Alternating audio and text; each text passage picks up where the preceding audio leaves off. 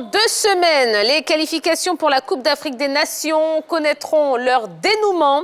La Côte d'Ivoire affrontera le Niger et l'Éthiopie. Mais avec quels joueurs? En raison de la Covid-19, la FIFA n'oblige plus les clubs à libérer leurs internationaux. Une situation qui agace Patrice Baumel. Dans une interview à FIF TV, le sélectionneur des éléphants a confié que certains clubs ont refusé de libérer les joueurs, tandis que d'autres ne lui ont toujours pas donné de réponse concrète. Pour éviter toute surprise désagréable, il a dressé une liste de 26 joueurs locaux. Objectif, disposer du maximum des athlètes pour les matchs contre le Niger et l'Éthiopie les 26 et 30 mars prochains. Ainsi, le milieu de terrain de la SEC Mimosa Claude Sangoné, son coéquipier Sissé Abdul Karim, Evrard JB, l'un des joueurs à avoir remporté la Coupe UFOA B, ou encore le meneur de jeu du Racing Club d'Abidjan, Jean Nguessan, sont sur la liste d'attente. Outre les locaux, certains évoluants sur le continent ont officiellement reçu une lettre de pré-convocation. C'est le cas de l'attaquant de l'Étoile du Sahel Souleymane Koulibaly, du milieu de l'AS Vita Club Ousmane Ouattara, des sociétaires de l'Egyptian Premier League, aka Serge Arnaud et Abdulrazak Cissé. En France, il y a des incertitudes autour de la présence de Sinali Diomandé et de Maxwell Cornet, 2 joueurs de l'Olympique lyonnais en sélection. La FIFA ne contraignant pas les clubs à lâcher tous leurs joueurs. On devrait être situé le 18 mars. C'est à cette date que Patrice Baumel dévoilera sa liste. Voilà, ça y est, le téléphone est ouvert. Hein. N'hésitez pas à nous appeler au 00225 27 21 59 93 99, 27 21 59 93 99.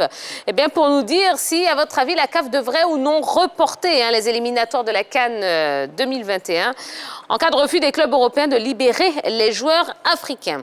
Alors, on a vu dans l'élément vidéo, Patrice Baumel semble se préparer à ne pas pouvoir compter sur ces joueurs qui évoluent hors d'Afrique. On a vu qu'il a présélectionné, préconvoqué certains joueurs évoluant sur le continent. Alors, qu'est-ce que vous pensez de cette démarche du sélectionneur Patrice Baumel? Bien, c'est une démarche prudentielle. Comme le dit l'adage, l'homme prudent voit le malheur venir de loin, pour ne pas le mal venir de loin plutôt. Et Patrice Baumel, c'est ce qu'il est en train de faire. Il veut éviter à la Côte d'Ivoire d'avoir une surprise désagréable. Pour l'instant, la Côte d'Ivoire est en tête de sa poule, devant Madagascar, le Niger et l'Éthiopie. L'Éthiopie avant le Niger. Voilà, et le Niger. Et donc, il veut véritablement compenser son ticket le plus tôt possible pour la prochaine compétition. Il ne va pas s'embarrasser de fioritures en attendant les réponses des clubs professionnels qui n'ont plus cette contrainte. On sait que la FIFA est obligée de mettre des contraintes aux clubs professionnels parce qu'avant ces règles, ils traînaient du pied pour libérer leurs différents joueurs. Et donc aujourd'hui, avec la situation sanitaire, on est reparti dans une phase où les clubs ont la latitude d'examiner l'opportunité de libérer des joueurs ou pas. Et ce sont les pays africains qui se retrouvent encore, je dirais, mis à mal par cette nouvelle disposition. Il faut être patient, attendre de voir. Il y a quand même des cadors ivoiriens du côté de l'Europe qui sont dans une très bonne forme et qui voudraient venir ici. Maintenant, concernant les locaux, c'est le gros point d'interrogation.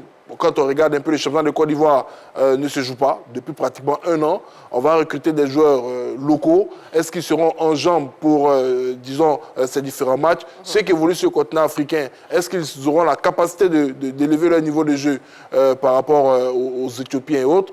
Mais bon, je pense qu'on va tous partir sur le même pied d'égalité concernant nos athlètes qui sont de l'autre côté et on attendra de voir. D'accord. Oui, c'est une bonne initiative de la part de Patrice Baumel. Ça va permettre une bonne fois pour toutes de mettre en valeur nos joueurs locaux et continentaux, parce qu'il faut rappeler qu'il y a de bons joueurs quand même. Souleymane Koulibaly qui évolue à l'étoile sportive du Sahel, qui est un très bon buteur. On a des joueurs sur le plan local, certes, qui ne sont pas en jambes, mais qui vont pouvoir montrer de quoi ils sont capables et montrer qu'il y a du talent par ici. Et de toutes les façons, une sélection est censée être homogène, c'est-à-dire évoluer avec des joueurs évoluant dans les grands championnats étrangers, mais évoluant aussi avec des locaux qui ont du talent et qui ont de la détermination également à revendre. Je pense que oui, comme Jean-Philippe l'a dit, c'est prudent de la part de Baumel d'essayer quand même d'appeler dans un premier temps tous les joueurs ivoiriens évoluant sur le continent africain. Mais il y a la réalité aussi qui est là. La Côte d'Ivoire est cette leader de sa poule, avec 7 points, suivi de Madagascar à 7 points également. L'équipe de l'Éthiopie est 3e avec 6 points et le Niger est en dernière position. Maintenant, nous avons en face des équipes qui, la plupart du temps, ont des joueurs évoluant dans le championnat local, notamment l'équipe du Niger, qui a une très bonne équipe qui a représenté le Niger au Tchad. C'est une équipe qui joue localement, ils se connaissent très très bien. Par rapport à nos joueurs qui viendront d'horizons divers, parce que prendre les joueurs qui évoluent sur le continent, pour la première fois, jouer ensemble, ça ne sera pas, je dirais, la grande équipe de la Côte d'Ivoire. Or, nous avons besoin d'une grande équipe pour aller faire un bon résultat du côté de Niamey et assurer notre qualification. Je pense que c'est bon pour lui d'essayer d'appeler tous ces joueurs-là. Mais ça ne sera pas prudent de jouer, de partir avec ces joueurs-là pour une bataille aussi importante en ce qui concerne ces qualifications à venir, parce que c'est vrai, on est leader, mais on n'est pas encore qualifié. Il y a la possibilité même pour l'Éthiopie de passer même devant la Côte d'Ivoire en cas de victoire face à l'équipe de Madagascar sur cette journée-là. Donc, il va falloir faire très, très attention et prier, espérer que voilà, tous les joueurs ivoiriens, les professionnels évoluant sur le continent européen, surtout les majeurs, ne soient pas retenus par les différents clubs afin de pouvoir aider le pays à se qualifier. Mais dans l'ensemble, je veux dire, la bonne nouvelle, c'est les joueurs qui évoluent sur le continent. Ce sera l'occasion pour eux quand même de montrer de quoi est-ce qu'ils sont capables, parce que c'est la première fois qu'ils vont être peut-être sélectionnés avec les éléphants de Côte d'Ivoire. Là, on n'a pas tout le temps la chance d'être sélectionné. On vous a sélectionné, c'est l'occasion de prouver de quoi est-ce qu'on est capable, c'est l'occasion de saisir tout simplement leur chance. D'accord. Allez, Monsieur Ibo, qui nous appelle de Yopougon, est notre premier intervenant ce soir. Bonsoir, Monsieur Ibo. Bonsoir Thierry, bonsoir la grande team. Bonsoir, Ibo. Comment allez-vous, Monsieur Ibo? Oui, Dieu fait grâce, ça va très bien. Bon, on est très heureux de vous parler ce soir. Alors, est-ce que la CAF devrait reporter les éliminatoires de la CAN 2021 si les clubs européens refusent de libérer les joueurs africains? J'ai dit non. Et pourquoi cela? La Coupe d'Afrique 2021 ne doit pas être reportée. Non, les éliminatoires, les éliminatoires. Oui, plutôt les éliminatoires ne doivent pas être reportés. Ce n'est pas parce que les joueurs professionnels, les clubs européens refusent de libérer nos joueurs qu'on doit reporter les éliminatoires. Moi, j'ai dit non. Il faut laisser aussi la chance à nos joueurs locaux de prouver de quoi ils sont capables. Et tiens, la Côte d'Ivoire n'a pas, c'est pas seulement la Côte d'Ivoire qui a ce programme-là. Il y a aussi d'autres pays africains qui ont le même problème que la Côte d'Ivoire. C'est-à-dire que autant que nos joueurs professionnels ne sont pas libérés, c'est de la même manière les autres pays africains ne devraient pas aussi les joueurs libérés. Donc, autant que les joueurs locaux en Côte d'Ivoire vont jouer ces éliminatoires, autant que les joueurs locaux au Sénégal aussi vont jouer les éliminatoires au niveau du Sénégal. Donc, je disais que ouais, c'est pareil. Il faut laisser la chance simplement à nos jeunes gens qui évoluent ici en Côte d'Ivoire et ceux qui évoluent sur le continent africain aussi, de donner le meilleur d'eux-mêmes. Et pour ça, moi, je vais faire confiance. Je sais que ces jeunes gens seront capables de lui faire plaisir. Ouais. D'accord, très bien. Eh bien, merci beaucoup, Monsieur Ibo, pour votre appel. Bonne émission à vous. Pareillement.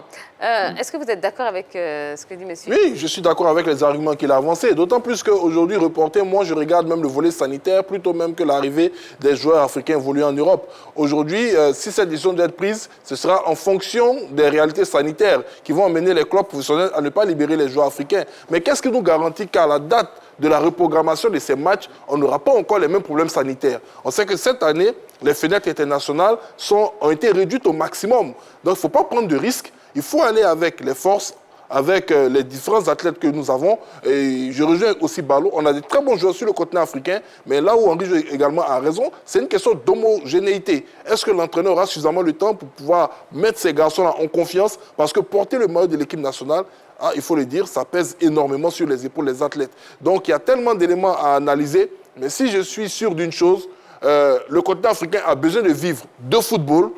Il y a eu l'annulation de la CAN U17. Si on veut reporter encore la date des éliminatoires, ça va faire trop. D'accord. On va voir ce qu'en pense Monsieur Yapo, qui nous appelle de Yopougon. Bonsoir, Monsieur Yapo. Bonsoir, madame Tia. Eh bien, comment allez-vous, Monsieur Yapo? Ça va. Alors, bienvenue dans l'émission. Même question pour vous, Monsieur Yapo. Déjà, baissez le son derrière vous pour qu'on vous entende bien, Monsieur Yapo. Ok. Voilà. Est-ce que la CAF devrait reporter les éliminatoires de la CAN 2021? Bon, j'ai dit non. J'ai été déjà lancé, donc ça ne vaut pas la peine de reporter la CAN. Et les éliminatoires, on parle des éliminatoires. Hein. Non, ça ne vaut pas la peine de reporter les éliminatoires. Et pourquoi cela? S'ils ne libèrent pas les joueurs africains dans les clubs européens? Bon, c'était déjà lancé, donc ça ne vaut pas la peine de reporter. Hein. Pour vous, il faut aller au bout? Oui, il faut aller au bout, c'est ça. D'accord. Très bien. Eh bien, merci beaucoup, hein, Monsieur Yapo, pour votre appel. Merci, madame. Allez, bonne soirée. Rijo, vous n'êtes pas d'accord, hein Bon, je ne suis pas d'accord. C'est vrai, peut-être pas de report, il n'y a pas de souci. Nous sommes tous d'accord que voilà, la CAF ne reporte pas. Mais là où je ne suis pas d'accord avec ce que les appelants ont avancé, c'est donner la chance à nos joueurs locaux et surtout à ceux qui évoluent sur le continent. Oui, c'est vrai, il faut leur donner la chance, mais ce n'est pas le moment. Voilà, c'était ma question. Ce n'est pas le moment. C'est le moment de, ce n'est pas le moment de tester Non, ce n'est pas le moment de faire des tests. Nous sommes sous pression. Nous avons besoin des résultats et nous sommes à un stade où la Côte d'Ivoire même peut se faire éliminer dans ces éliminatoires-là. Donc, il faut quand même avoir toutes ces âmes pour aller dans cette conquête-là, dans cette bataille-là. Et moi, ce que je préconise, c'est qu'au niveau des clubs européens, il y ait un peu d'indulgence pour que ces joueurs-là puissent venir représenter leurs différentes nations. C'est vrai, hein, il y a les championnats qui sont avancés, il y a d'autres clubs qui sont en train de lutter pour le titre dans leurs différents championnats. Il y a pas mal de compétitions dans lesquelles ces clubs-là sont engagés, mais l'idéal, c'est qu'on ait toutes nos âmes pour pouvoir jouer à ces éliminatoires. D'accord. Prenons l'avis de M. J. Daniel, qui nous appelle de Ndotré. Bonsoir, M. J. Oui, bonsoir, Tia. Comment allez-vous? À la grande team. Bonsoir, M. J. Vous allez bien, M. Voilà. J? Oui. D'accord, très bien. Alors, qu'est-ce que vous en pensez hein? Si on ne libère pas les joueurs africains du côté de l'Europe, est-ce qu'il ne faudrait pas mieux reporter les éliminatoires de la CAN? À mon humble avis, je pense que cette solution ne nous arrange pas en tant qu'Africains. Nous, les Africains qui évoluent en Europe, c'est vrai qu'ils sont dans un accord très important. Mais au niveau de la Côte d'Ivoire, on a des joueurs capables. Surtout, on a un club ici qui peut nous aider, la SEC. Il s'agit d'associer d'autres clubs à la SEC et puis on va représenter la Côte d'Ivoire dignement. Mais concernant les autres pays africains, bon, ça va être difficile, mais ça sera vraiment un passage obligé. Donc on ne peut pas supprimer les éliminatoires pour pouvoir faire plaisir aux Européens. Alors, on ne peut pas. Moi, à mon avis, ce n'est pas possible. Mais Monsieur J, vous avez entendu Henri Jo à l'instant disait que c'est peut-être pas le moment justement d'essayer de tester des nouveaux joueurs, même si c'est la SEC, même si on connaît le niveau de la SEC. Est-ce que c'est le moment? Parce qu'il y a quand même des risques encore hein, dans ces éliminatoires. Donc, qu'est-ce que vous voulez qu'on fasse? On sait que ce n'est pas le moment bien choisi. Mais les Blancs ont leur politique à eux là-bas. Et nous, on est toujours en train de s'adapter à cette politique. Il faudrait qu'on ait toujours des pièces de réchange au niveau de notre championnat. Voilà pourquoi on a cette équipe de... Allez-y, voilà. parlez. Voilà. Voilà, donc je pense que c'est ça. Donc je pense que vraiment, nous, on demande aux Africains, les différentes fédérations africaines, d'avoir une équipe apprise pour pouvoir représenter dignement en cas de ce genre de situation, pour pouvoir représenter le pays valablement, les pays africains, pour pouvoir dérouler notre programme de Coupe d'Afrique au sein de la nation africaine. Sinon, vraiment, ce qu'on vit ici, c'est toujours les Blancs qui vont nous imposer les choses. C'est pas joli en entendre ça. On dit non, il y a ils sont importants. Les professionnels sont importants. On ne nie pas ça. Mais vraiment, on arrive à mettre un programme sur place pour pouvoir toujours aller contre ces décisions que nous devons toujours accepter de façon obligatoire. Et puis, ça nous met toujours dans l'embarras des décisions des Européens. Bon, donc, alors, on trouve une solution à notre niveau ici pour pouvoir représenter chaque pays africain pour pouvoir représenter son pays. D'accord. C'est ce que je pense. D'accord, très bien. Bon, on respecte votre point de vue et on est content que vous l'ayez partagé avec nous. Après, je ne suis pas sûre que ce soit forcément une affaire de les Blancs nous imposent. C'est plus les clubs hein, qui ont leur règlement et leur fonctionnement. Donc, voilà. Merci beaucoup, hein, monsieur J. Balo, vous sembliez oui, d'accord effectivement, avec tout à fait d'accord. Hein, je vais dans son sens. On n'a pas le choix. Et il faut dire que si, par exemple, on reporte les éliminatoires, cela voudrait dire que nos sélections dépendent des joueurs qui évoluent à l'étranger. Certes, ils sont d'un apport considérable, mais c'est plutôt ces clubs européens-là qui dépendent de nos joueurs africains. Moi, donc, je pense qu'il y a un vivier important. C'est le moment de valoriser le football local une bonne fois pour toutes. On nous le chante, mais on ne le prouve pas. Si on suit votre logique, est-ce que la Côte d'Ivoire aujourd'hui peut compter sur les joueurs évoluant en Afrique pour espérer se qualifier? Aujourd'hui, si on regarde... Alors, j'ai bien envie que Ballot nous fasse un 11 des joueurs parce que nous, c'est vrai, nous avons des joueurs qui évoluent en Europe, dont on a besoin. On a des joueurs qui évoluent sur le continent africain qui peuvent vraiment apporter. Mais quand on est en face de la réalité aujourd'hui, ça sera difficile pour le sélectionneur de composer un 11 et surtout même une équipe capable d'aller défendre la Côte d'Ivoire dans ces éliminatoires, surtout lors de ces 2 journées qui arrivent. Quand on connaît un peu les joueurs ivoiriens qui évoluent sur le continent, on n'en a pas assez. Mais on peut tenter mais c'est un peu sous-estimé. Donc, sous-estimé aussi le niveau de nos joueurs.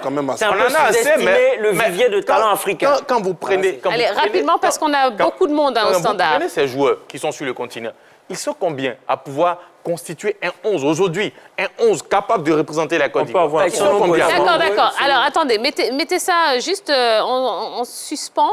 On va voir ce que M. Sanogo en pense. M. Sanogo d'Agboville, bonsoir. Bonsoir, madame. Comment allez-vous?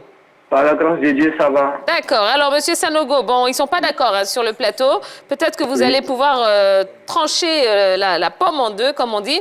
Est-ce qu'il faudrait reporter les éliminatoires si jamais les clubs européens refusaient de libérer les joueurs africains? Je pense qu'il n'est pas question de reporter les éliminatoires parce que il y a des règlements qui existent.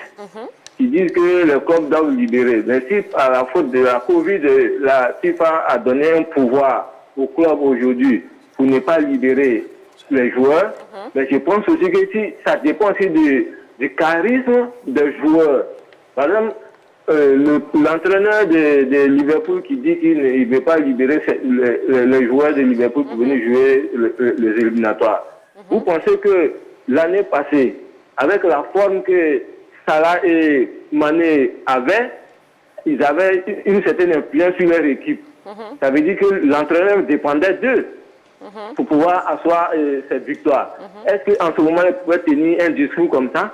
S'il mettait ses joueurs à dos, c'est parce qu'aujourd'hui, Liverpool en baisse de régime et les joueurs sont un peu moyens qu'il peut se permettre de tenir un discours comme ça. Donc ça veut dire que les joueurs africains qui évoluent sur le continent européen, si vraiment ils sont ils ont un charisme dans leur équipe, ça va être difficile que l'entraîneur puisse les mettre à dos pour ne pas que ça se répercute sur les différents résultats qu'il va produire chaque semaine.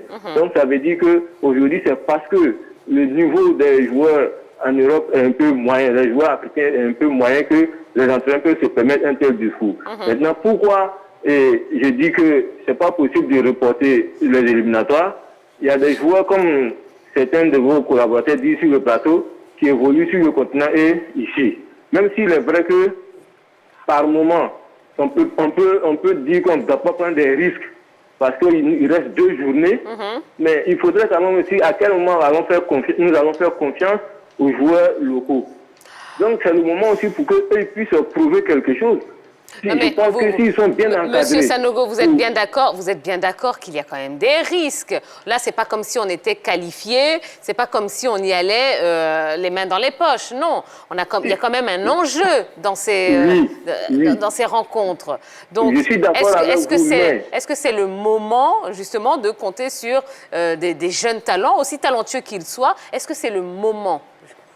Je pense qu'en matière de football, quand Yotara est là, il suffit seulement d'un bon encadrement pour que effectivement les joueurs puissent mieux s'exprimer.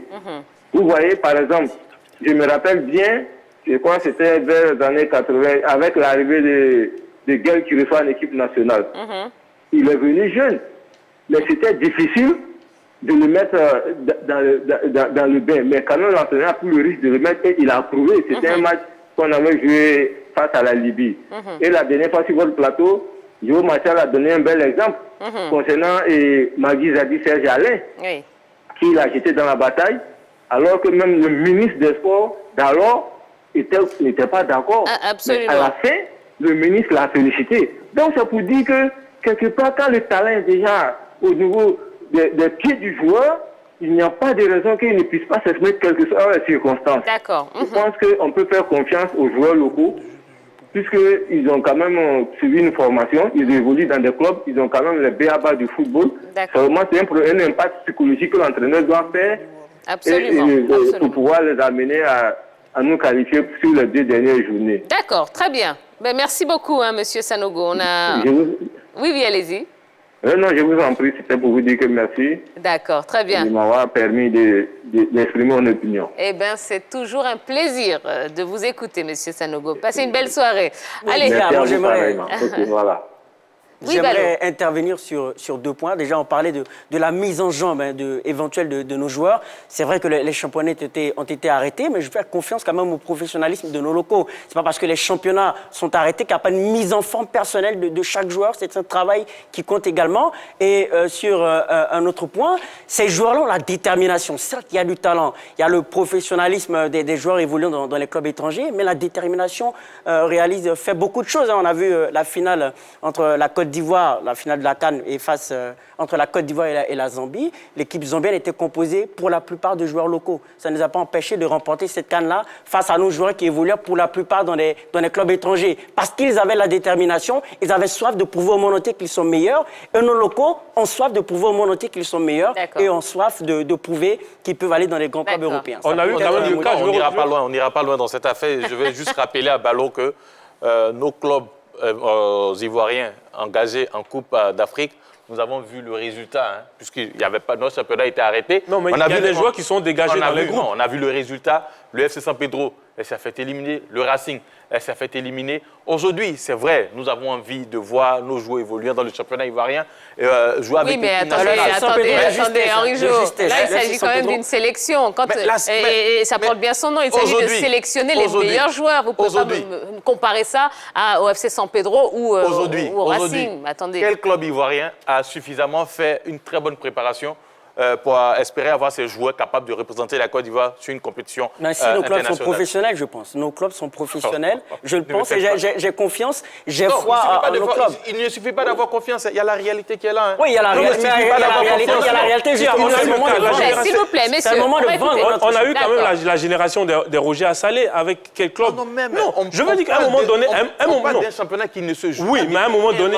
Non. On parle d'un championnat... À la SEC, est-ce que ça ne s'entraîne pas? Il y a des matchs de préparation, il y a une mise en forme, il y a des matchs de préparation. Les joueurs ne sont pas laissés. Écoutez, je pense que dans l'élément, ils ont été très clairs. Il y a des joueurs, surtout ceux qui sont en Côte d'Ivoire, qui sont sur une liste d'attente. Là, on ne parle même pas de présélection et ils ont été... Ce sont des préconvocations. Voilà, il y a des préconvocations, mais il y a des joueurs qui sont sur une liste d'attente. Je pense que Patrice Baumel sait très bien que les joueurs qui sont en Côte d'Ivoire ont un véritable déficit de compétition. Et ça, c'est voilà. Et il ne sera pas question pour lui de foncièrement partir avec eux. Je pense qu'il mise plus sur les joueurs évoluant sur le continent africain, voire au niveau donc, du Moyen-Orient, au Qatar et autres, pour venir renforcer cette équipe. Donc, à mon sens, je pense qu'en essayant d'analyser ce panel de joueurs, il peut avoir, déjà qu'il y a 26 convocations qui ont été données, il peut avoir, disons, une trentaine de noms. Et parmi ces noms-là, on sait qu'il y a quand même des joueurs qui ont l'expérience de l'équipe nationale. Si je prends par exemple Jonathan Kodja qui est à Al Gharafa, aujourd'hui on a Canon Wilfried, ces garçons peuvent venir renforcer l'équipe nationale. Donc je pense qu'il ne doit pas avoir véritablement de problème à ce niveau. On a des garçons qui sont rodés sur le continent comme Koulibaly Fousseni au niveau du milieu des terrains. Quand vous parlez tout à l'heure des joueurs du Niger qui évoluent sur le continent, on a des Ivoiriens qui sont présents en nombre dans les compétitions continentales, même s'ils n'évoluent pas sous les couleurs des clubs locaux. Donc je pense que l'entraîneur a beaucoup réfléchi et on a hâte de voir la solution qu'il va nous proposer. Absolument. Et on sera vite fixé, puisque donc, les matchs contre le Niger et l'Éthiopie, c'est dans 2 petites semaines. Donc, on aura des informations à vous donner très rapidement. Allez, On va marquer la première pause de la soirée. Dans un instant, on va recevoir notre invitée, Marie-Josiane Yao, présidente de la Fédération ivoirienne de dodgeball. Eh bien, on en saura un petit peu plus. Et n'oubliez pas, oui, une information très importante, mais ça, on vous le dira régulièrement dans l'émission et jusqu'à lundi. Lundi, émission spéciale, hommage au Premier ministre Ahmed Bakayoko. Un numéro spécial de la Grande Team. Voilà, à tout de suite. Ne bougez pas, on revient dans quelques instants.